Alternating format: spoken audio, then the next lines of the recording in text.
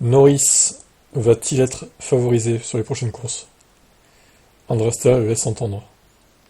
On doit faire le point avec les pilotes, regarder les vidéos, comprendre leur point de vue, puis nous évaluerons ensemble s'ils respectent pleinement les règles ou non. Nous prendrons l'apprentissage. S'il y a un apprentissage à prendre, et ensuite nous ajusterons la règle de la papaye, de telle sorte qu'elle nous permette de poursuivre de la meilleure manière possible, à la fois le championnat constructeur et pilote.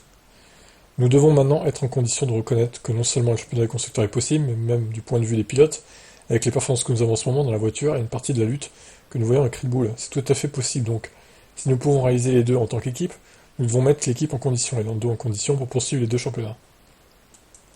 Ces nouvelles seront les bienvenues pour Norris, qui a précédemment admis que chaque petite chose l'aiderait. Je pense qu'il vaut mieux continuer à travailler en équipe, obtenir l'avis des deux pilotes, et ensuite travailler ensemble, comme je l'ai dit, pour essayer de poursuivre cet objectif dans les deux championnats.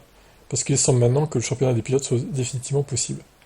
Donc là, à l'issue du Grand Prix d'Italie, Norris a repris 8 points encore avec Max Verstappen. Donc c'est comme si lui avait marqué 26 points avec victoire plus meilleur tour, et c'est comme si Max avait fini deuxième par exemple. Un peu comme ça s'est passé à Zandvoort finalement.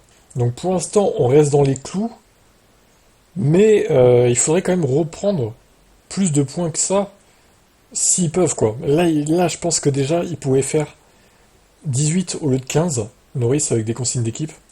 En vrai, ça aurait pas changé grand-chose pour Piastri de passer de 2 à 3ème, hein. Ça aurait fait quand même un podium dans les stats, et de toute façon, il jouait pas la victoire.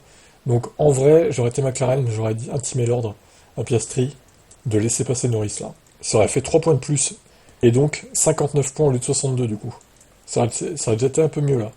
Maintenant, ils ont pas voulu le faire encore à Monza, je comprends pas. Franchement, au bout d'un moment, il va falloir se lâcher, et je pense que Piastri va comprendre qu'au bout d'un moment, il doit laisser un peu sa place à Norris, même si, bon, c'est dur hein, pour un pilote évidemment. Il faut des consignes d'équipe, il faut absolument des consignes d'équipe, des Bakou.